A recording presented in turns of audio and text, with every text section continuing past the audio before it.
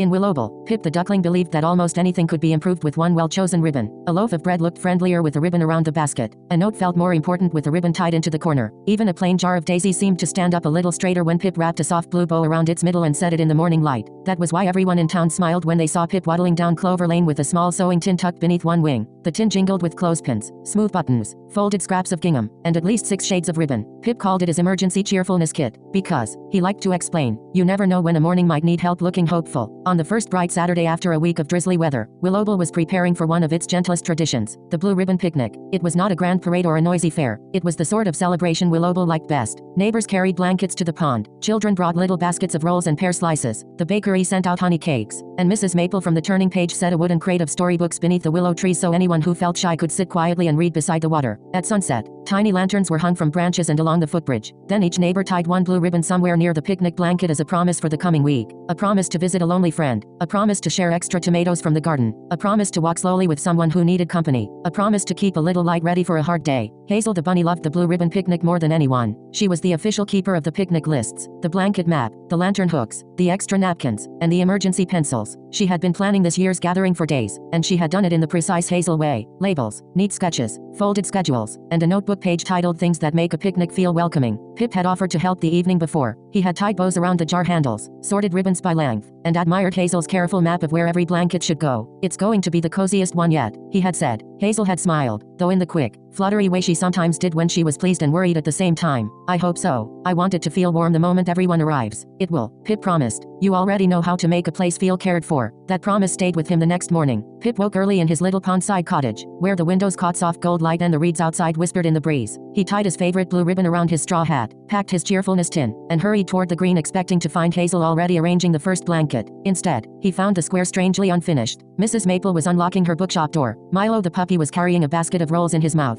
Luna the gray kitten sat neatly on the bookshop step, watching the clouds as if they might reveal a secret. Bramble the fox balanced 2 jars of lemon tea on a tray. Nora the raccoon was hauling a stack of folding stools with determined practicality. But the picnic supplies were nowhere in sight. No blankets, no ribbon baskets, no lantern strings, no Hazel. Pip slowed so suddenly that his sewing tin gave an alarmed little clink. That, said Luna quietly, is your puzzled face. Milo set down the basket of rolls. I have a puzzled face too, if that helps. Bramble shaded his eyes and looked toward the pond path. Hazel is never late to a plan she created herself. Mrs. Maple closed the bookshop door gently behind her. She came by before sunrise, she said. Only for a moment. She looked windblown. Poor dear. She said the picnic bridge needed sorting and she would explain once she had made things less embarrassing. Less embarrassing, Pip echoed. Mrs. Maple nodded. There was quite a gust in the night. That was true. Everyone had heard the weather fussing after midnight. Not a frightening storm. Just one of those restless windy nights that rattled shutters, chased pedals down the lane, and made hanging signs bump softly against their hooks. Pip's feathers puffed with concern. If Hazel used the word embarrassing, then the situation is serious. Hazel never minded honest hard work. She minded disappointing people. And because everyone in Willowbell knew that, a hush settled over the little group. Milo's ears tipped forward. We should go to her. We should go gently, Luna said. Bramble lifted the tray, and not empty pod. That settled it. Within minutes, the square became the beginning of a rescue that looked very much like a picnic before the picnic. Mrs. Maple packed shortbread cookies into a paper sack because, in her opinion, no worried bunny should have to explain a difficult morning on an empty stomach. Bramble added the jars of lemon tea and 2 small honey cakes. Nora found twine,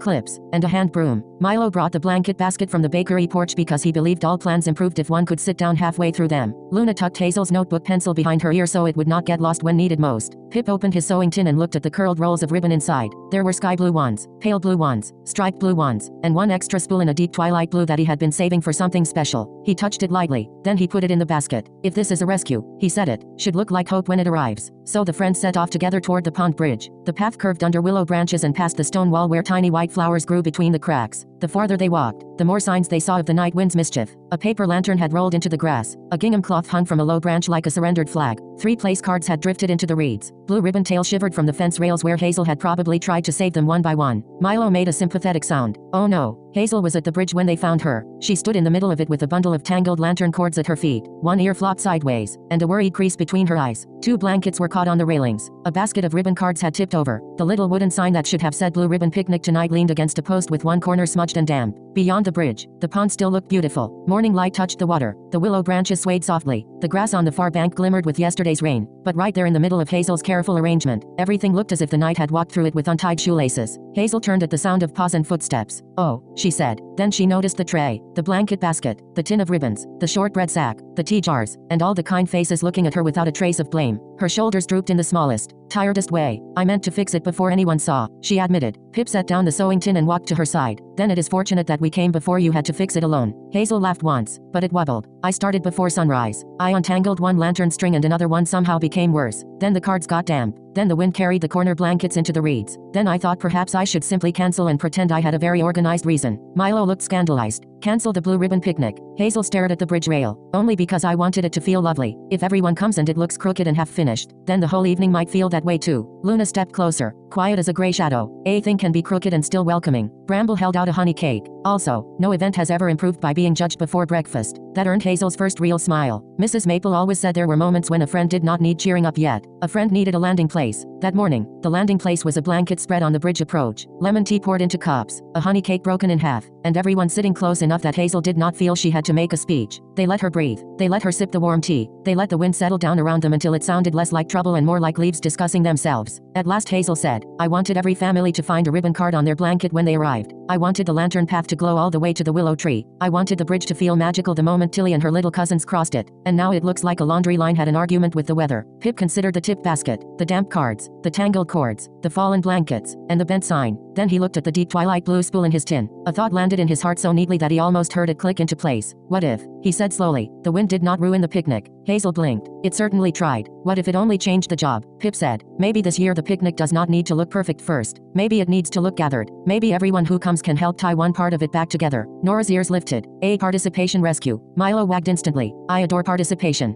Hazel looked doubtful but curious, which in Willowbell was often the first step toward hope. Pip opened the sewing tin. He set the twilight blue ribbon in Hazel's paws. You wanted every family to find a ribbon card, he said. What if each family ties one ribbon onto the bridge when they arrive? Not because everything is already finished, but because we are making the evening welcoming together. Luna added, the smudged cards can become handwritten promise tags. Bramble said, the lantern path only has to glow by sunset, not by breakfast. Nora cracked her knuckles in a businesslike raccoon fashion, and the blankets can be clipped down instead of politely pretending the wind will behave. Hazel looked from face to face. Something small and bright returned to her expression. The bridge of promises, she murmured. Pip nodded. Exactly. After that, the morning changed its shape. No one rushed wildly. Willowbell never believed panic improved craftsmanship, but everyone moved with cheerful purpose. Hazel made a new list called Revised Picnic Plan, which seemed to strengthen her immediately. Milo chased runaway cloth corners and stood on them heroically while Nora clipped the edges in place. Luna spread the damp promise cards on the bakery tray so the sun could dry them, then rewrote the smudged words in her neat silver-gray handwriting. Share, visit, notice, help, listen, welcome. Bramble carried the lanterns one by one, checking each little hook and setting the glass carefully in the grass so none would crack. Pip tied ribbons wherever the scene needed courage. A ribbon around the rebuilt sign, a ribbon marking the basket of promise tags, a ribbon looped beside the first lantern post, a ribbon at the start of the bridge so Tilly's little cousins would know exactly where to run. Whenever Hazel's breath started to go tight again, Pip handed her another ribbon to tie. Here, he would say, this part is officially hopeful now. By late morning, the bridge no longer looked defeated. It looked busy, better than busy, perhaps. It looked loved. That was when the rest of Willowbell began to notice. Tilly the field mouse arrived carrying pear slices in a tiny bowl and gasped in delight at the ribbons fluttering from the rails. Are we decorating early? She asked. We are rescuing beautifully, Pip said. Old Mr. Bell the turtle brought 4 smooth stones to hold down the storybook crate near the willow tree. 2 squirrel children arrived with clothespins in their pockets and solemnly clipped napkins as if assisting at a royal banquet. Mrs. Maple carried out a stack of storybooks tied with blue string so shy guests could borrow one while waiting for sunset. Even the bakery's head cook sent a tray of miniature blackberry buns and claimed it was strictly practical fuel for workers, though everyone recognized kindness when it arrived wearing an apron. As the afternoon warmed, the blue ribbon picnic became something slightly different from Hazel's original plan, and because it was slightly different, it became everyone's.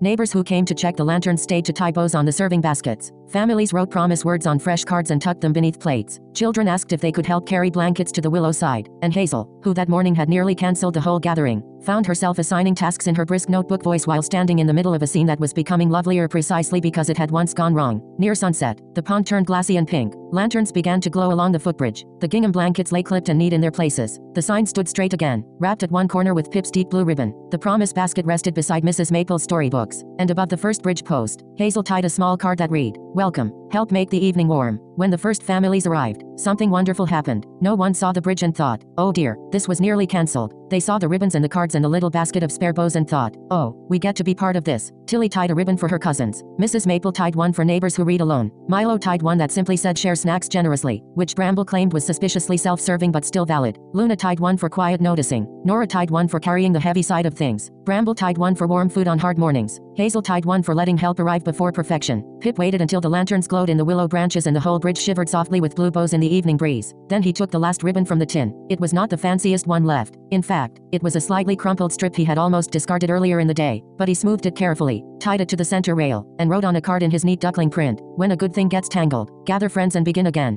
Hazel read it over his wing. Her eyes turned bright. "That," she said softly, "might be the whole picnic." Across the blankets, laughter drifted. Someone poured more tea. Mrs. Maple began reading a story aloud to a cluster of little listeners while the older ones leaned back against cushions and watched the lantern reflections tremble in the pond. Bramble passed around blackberry bonds. Nora adjusted stools for grandparents. Milo carried a basket so carefully that everyone applauded him on principle. The evening did not feel ruined. It did not even feel repaired. It felt deeper than the original plan, because now every ribbon on the bridge meant something twice. A promise for the week ahead, and proof that the picnic itself had been saved by many gentle paws working together. Much later, when the moon had risen and the last lantern was being taken down, Hazel closed her notebook and stood beside Pip at the bridge rail. "I thought this morning was telling me I had failed," she said. Pip tilted his head. "What do you think now?" Hazel looked at the ribbons still dancing in the night breeze. "I think," she answered, "that sometimes a tradition becomes real the first time everyone has to protect it together." Pip considered that very seriously, then nodded. "Yes," he said, "and I also think next year we should use extra clips." Hazel laughed so hard that one ear bent sideways again. From then on, the Blue Ribbon Picnic kept one new custom. Each year, before the first lantern was lit, Hazel placed a small basket at the start of the bridge labeled for promises and second chances. And everyone in Willowbell knew exactly why. Because one windy morning had taught them that a lovely gathering did not need to begin perfectly in order to become unforgettable. Sometimes it began with a worried bunny, a duckling carrying ribbons, a blanket spread on a bridge, and a handful of friends who arrived early enough to say the most comforting thing of all: "We are here. Let's make it warm together."